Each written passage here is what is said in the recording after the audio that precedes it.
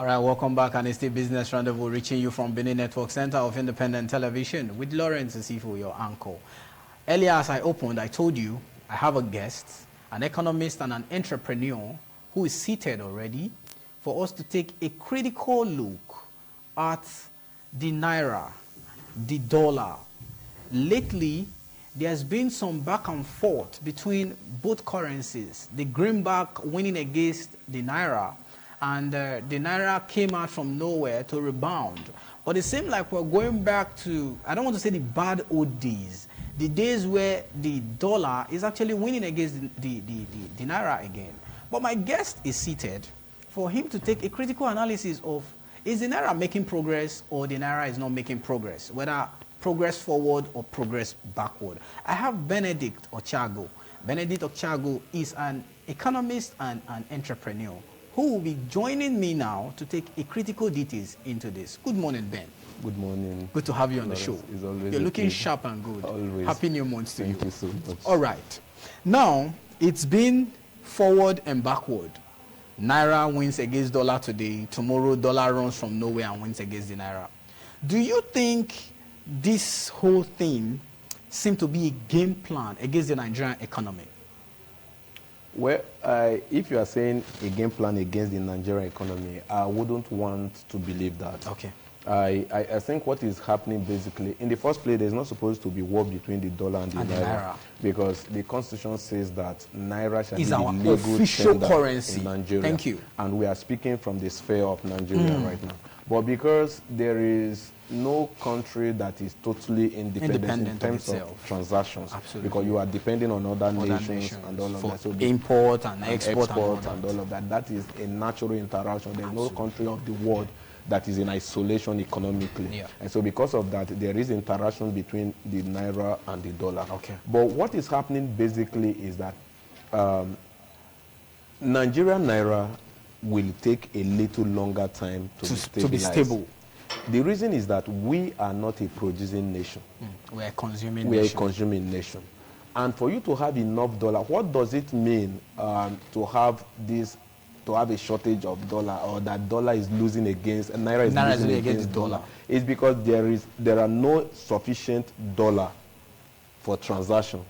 Maybe, for example, you want to transact to do export or import, you don't have enough dollar. And these few ones that is in circulation, the most powerful, they are hoarding it. And all of that. And so it is not being circulated adequately. Absolutely. And because it's not circulated adequately, the natural law of demand and supply sets in. Okay. Those in Buridishan, the ones they have, they keep it. And then for the rainy day. Yeah, not just for the rainy day, for the highest bidder. Okay. You understand? Okay, that is for why the highest bidder. The surge up and come down, like the back and forth. And all of those. Okay. So what is happening with Nigeria basically is because we are not producing. Because you need to export to have enough dollar. And the crude that we depend on, that is our major source of income, foreign exchange earnings and all of the major source of getting the dollar. There is so much going into the hands of individuals. We call it theft. Rather than the government. So you hear today that the crude is being stolen. Who is stealing the crude is a big question. That's true. So now if we're able to curb corruption and stealing from the crude, then we can now say that we will be able to have enough dollar. And again, for a country like Nigeria that has so much natural resources, we are not supposed to be having this discussion right now. Nigeria has the capacity to be able to maintain between 50 Naira and 100 Naira per dollar. Absolutely. We have absolute capacity. We are not even supposed to be discussing 300, 400, 1,000. Because we have the natural resources. From Zamfara, you have gold. You go to Ebonyi, you have gold. You come to Edo here now. You have limestone. Go to the Edo. You have so much. Absolutely. You have oil here. So we have so much that we are supposed to export and earn to give us foreign earnings in dollars. Foreign earnings. Okay. So, but those things are not well coordinated. They are going through. You see illegal mining in Zamfara, in Ebonyi, in Edo, everywhere across Nigeria you see illegal mining. And so the monies that are supposed to be going into the government coffer, it's going to private hands. Going into private Not just private hand in a legal way, in an illegal way. In an illegal way, okay. They are going there. And so the central bank as an agency and the board institution that is supposed to coordinate this thing, they are losing touch with so much that is supposed to come into the country. And then again, the major problem that Nigeria made in recent time, for me, is deregulating the Naira. You are not a producing nation. You don't have enough foreign, you don't have enough foreign reserve, because there have been speculation about our foreign reserve. We don't have enough foreign reserve. A lot have speculated that the win of the Naira against the dollar lately was that they went to touch the foreign reserve. And then the foreign reserve you are even touching is a big risk. Absolutely. Because we are borrowing so much. You understand? And this borrowing is in foreign currency. Absolutely. Is in dollars. And so when you want to pay back, you know what that is. Paying, but not when you are paying back in dollars. And how you are able, because the foreign reserve is supposed to be, is not money that is meant to be spent. It's money that is meant to use to stabilize your currency in case of any attack. And now the foreign reserve is being attacked also.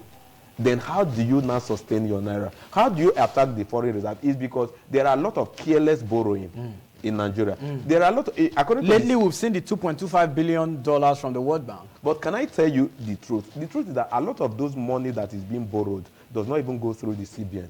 And that is a very dangerous trend. The CBN released their report just... You mean the apex bank of the country is not aware of the borrowing? A lot of them, they are not even aware. Even the Senate, because for them to be officially aware, the Senate has to approve it. And a lot of the borrowing that went on in the last 7 years were not approved by the Senate. And so if you are to go into back channel borrowing, and this money still comes back to the economy, and the burden and the weight of this borrowing comes back to the economy, because when you borrow with Nigerian name, but it doesn't go through the right channel where it will be properly regulated and accounted for.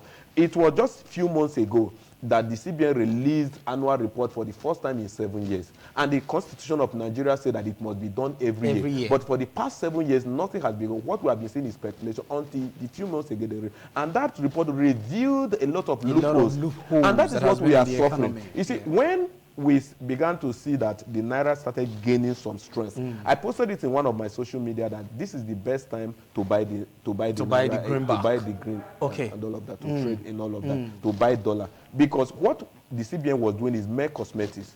There is no tangible, there is no solid foundation for Naira gaining sustainability against the dollar. What they were doing is just to try to inject some few dollars into the economy, and then you see some kind of cosmetic reduction or cosmetic. When you say cosmetic, it look as if they bait the No. When we call cosmetic, and they are doing there is no economic foundation. Because economics is very rigid and very stubborn. Absolutely. You must have a foundation. You must have a framework that we will use to judge. We need to go on a break, Ben. This conversation continues after the news update at 9:30, because the viewers really want to get an in-depth analysis to this topic. The viewers at home, the average Nigerian, want to know how this whole back and forth between the Naira and the dollar affects basic food prices in the market.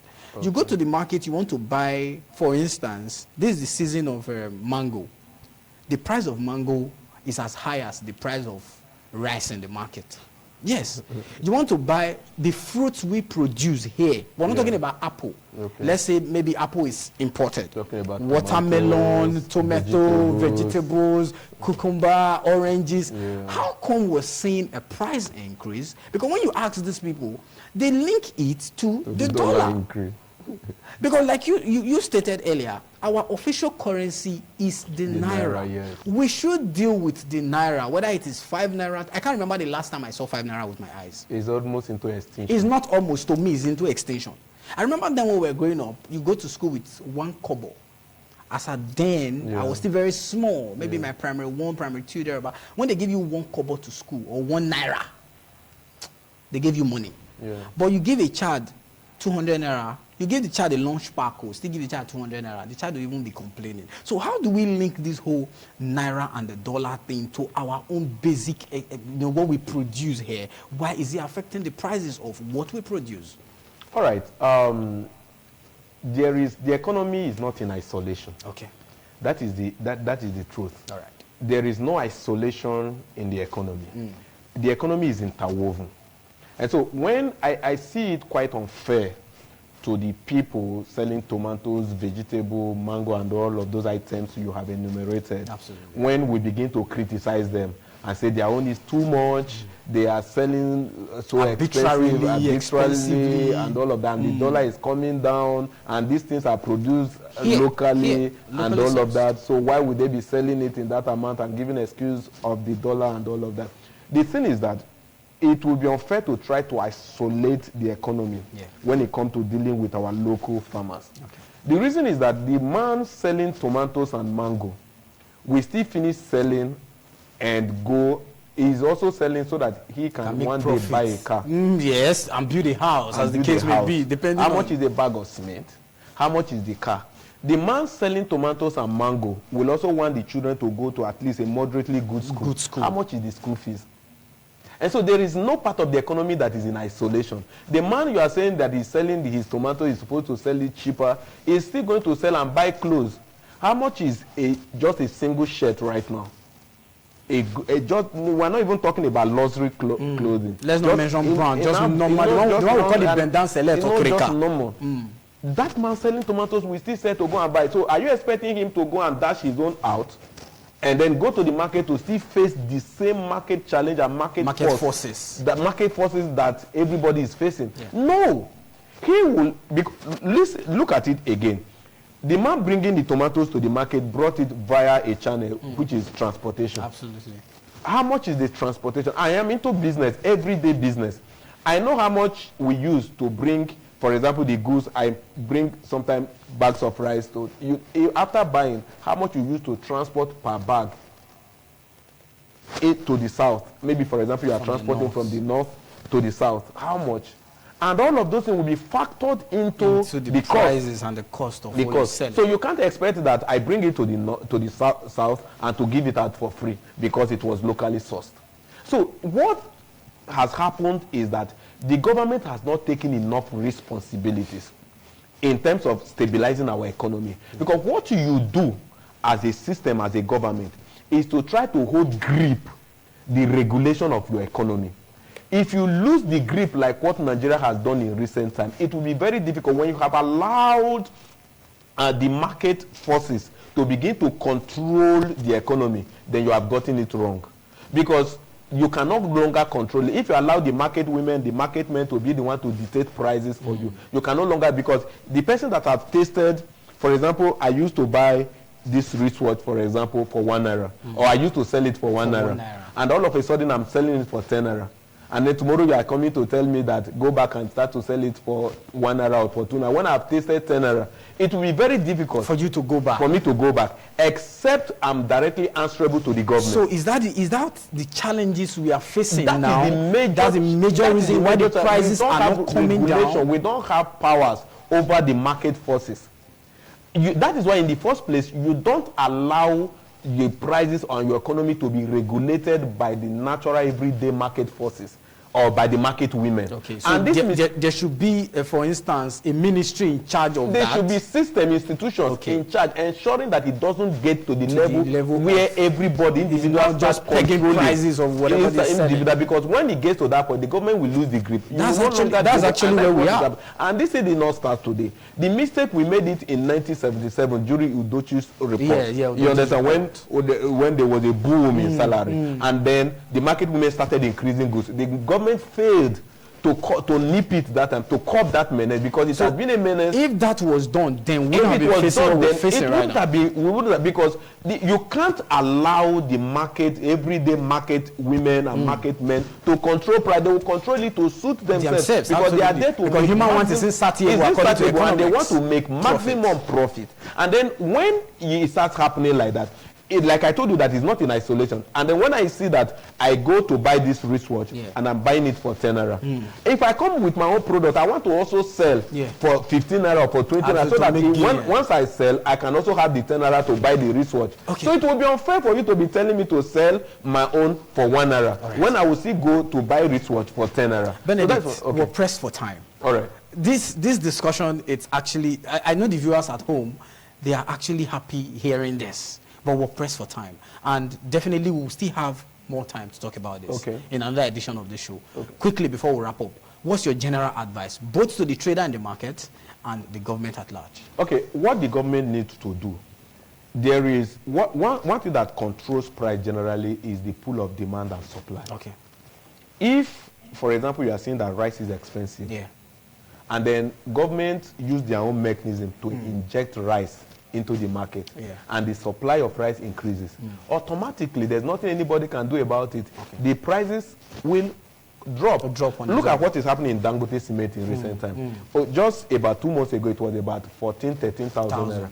There's something, what Dangote did was to steady production and make sure that he injects enough cement into the system. And all of a sudden, within 2 weeks, 3 weeks, it dropped to 8,000 naira. And now it's still maybe probably we hope it drops more. Why was that possible? Because Dangote has a system where he gets to everybody that is into the business. Okay. He has a grip on the players in the business. Okay. So, but if there's no such grip where you can control, recently he gave an ultimatum which I wouldn't want to say on air because I don't really think it is for public consumption. But that ultimatum he gave to the major marketers, major distributors in cement has further helped to reduce the prices of cement because there is a system that is regulated. That's what the government is supposed to have done in the first place.